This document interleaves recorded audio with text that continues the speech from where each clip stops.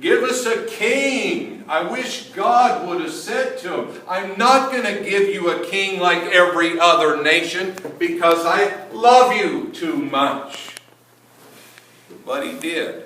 And if you know the story of the Old Testament, the kings divide the kingdom, the kings turn them away from God, the kings make a mess of things. Listen, though, what it says. But this thing was displeasing in the sight of Samuel when they said, give us a king to judge us. And Samuel prayed to the Lord. And the Lord said to Samuel, listen to the voice of the people in regard to all that they say to you. For they have not rejected you, but they have rejected me. We have God saying, that's what you want, I'll give it to you. I wish you wouldn't turn your back on me. And things went from bad to worse, and for 400 years there was no prophet or no king in Israel. They were under slavery from a couple different nations. And then Jesus is ushered into the scene. He's born of a virgin. He heals the sick. He raises the dead. He feeds the multitudes. And you would think that they would never go back on God again. Until we get to Matthew chapter 20 and verse 25. And right before Jesus is led to his death, they're walking along the road and the disciples say, Jesus, you know what? Who's going to be greatest in your kingdom? Make it me. One of the moms of two of the boys even went and said, you know, Jesus, we've been on your side this whole time. You know, I won't tell anybody wink, wink, but you make my sons to sit on your right and on your left. And Jesus' answer is, well, the Gentiles have those who rule over them, those who tell them what to do. But I'm telling you, in my kingdom, not so among you. You think we would have got the point? In the Old Testament, they should have known God is enough. In the New Testament, we should know Jesus is enough. But we as people are never satisfied with God that we can't see or Jesus who's not around anymore. We make a mistake when we want leaders over us. Man. When God has to, should be, must be enough. Because it's not about the singing in the church or the preaching in the church or the wise men in the church or the decision makers in the church. It's about Him. I read a story about a guy named Walter Pendergrass, 37 years old, got so drunk one night, he thought to himself, well, I deserve more than life has given me. I'm going to go take what I want. So on his way walking home from the bar that he got drunk in, because the bartender had taken his keys, he couldn't drive. He thought to himself, I'm going to find a house where nobody's home and I'm going to break in the back of it and I'm going to go in and take what I want. And so he did that. Never had committed a crime his entire life. Went around the back of this empty house, broke the window out in the door, reached through, unlocked it, walked in, went upstairs, ransacked the bedroom, found money, found jewelry, took the TV, and he's carrying it all outside, and then he looks around and he doesn't have a car, wondering what he's going to do. Well, a neighbor had called the police pull up. He's still so drunk he can't imagine what's going on, and he ends up in jail. Next morning he's taken in for arraignment, and they ask, who are you? By then he had sobered up enough, and he said, I'm Walter Pendergrass. What's your age? 37 years old. Where do you live? Well, 331 Main Street. And the judge looks at the paper and looks at him and says, 331 Main Street, that's the house you broke into. He was so drunk he broke into his own house. And he says literally to the judge, he looks up at him and he goes, wow, I didn't realize I had so much neat stuff to take.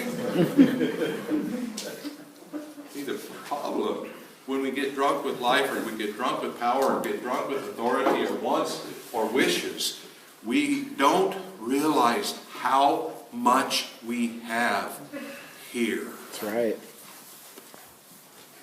God walks amongst us, Hebrews chapter 12 says. Is that not enough? Jesus is here, it says. Is that not enough? The angels sing with us.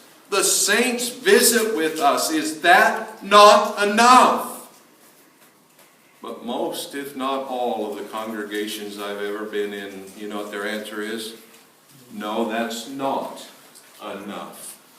Give us somebody to lead us, to make decisions for us, to tell us what to do, how to do it.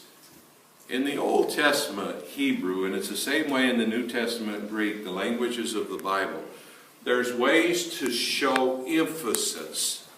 It's called a declarative emphatic. It's the way that the sentences are written. There's only one declarative emphatic in the Old Testament, and that statement is found in Deuteronomy chapter 6. There is one God. For the Old Testament people worshipped a whole bunch of different types of gods. And God says, I got one lesson for you, and if you get this lesson right, everything else will fall in place. There is one God. When Louis XIV died, Cardinal Massillon was given the charge to do his funeral. Louis XIV, being the King of England, had written down exactly what should transpire, what should be said, how many people should come, who would be invited to this state funeral to tell the world what he was about. And he gave instructions that the whole cathedral should be dark, the funeral should be at night, his casket should be open, and on the top of the casket should be one candle, so that the light would be cast on his face, so that would be the only thing that was seen at the funeral. And then the cardinal was to walk in the darkness, to go up front and say, the king not was, but the king is great. Now, I don't know if you understand who had authority, king over the church at that time. This cardinal could be punished with death by disobeying any order of a king, even if the king had passed away. So there was a hushed silence. He walks in. He goes to the front, and he sees that light on the king's face. And he takes and he licks his finger, and he puts the light out of the candle. Pitch black. And the only thing you could hear in there is his words. Only God is great. See, when we gather together, we're supposed to put the light of everybody else out, so we can make the declaration, there is but one God, and only God is great. And then there's an emphatic declarative statement in the New Testament. Only one of them written in this form. And it's interesting, I don't know if Diana knew this or not. She chose to read that to us in Philippians chapter 2 in verse 11. And that statement says, Jesus is Lord. So emphatic is it, Paul says to the church at Philippi, every knee will bow and every tongue will confess that Jesus is Lord. Jerry Jones, who's a big-time preacher, and I were riding home from men's retreat a few years ago. Actually, it was 3 years ago now. We're coming down from Camp Yamhill, and he was telling me his story about how he grew up in the Churches of Christ and how he was Bible director at a prestigious college down in Searcy, Harding College.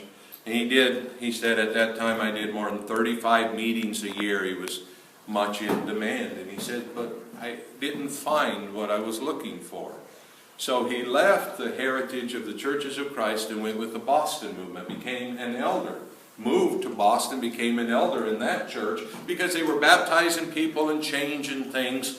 And he said, but then I realized that it wasn't what I wanted there either. And so when I left the Boston movement, he says, I was a man without a church. The old school Churches of Christ wouldn't have me. The international Churches of Christ wouldn't have me. Nobody cared for me. And he says, my wife and I went through a struggle and we were wondering what should we do. And he says, but I got to tell you the end of the story. The end of the story is this. I learned what I'd been searching for my whole life. He said, there's only one truth that I'm sure of. There's only one thing that I know for certain beyond the shadow of a doubt. And I'm waiting, man. Here's this guy older than me that had been around the block more times than I could imagine. Very astute speaker and teacher. Tell me what you've learned. He said, this is it, Mike. This is everything anybody needs to know. Jesus is Lord, and nobody else is. And the reason I talk about that today is as we grow as a congregation, there have been some that say, well, are we going to have elders? Who's going to take leadership positions? Who's going to show us the way? Let me share with you this again. Jesus is Lord, and nobody else is. What I think I've been searching for, and this is just me, and I could be wrong, and if I am, come and show me. But think about whether I could be right in this. What I've been looking for my whole life is to go to a congregation of people where Jesus is Lord and nobody else is. The declarative emphatic of Philippians chapter 2. Jesus is Lord. Say it with me. Jesus is Lord.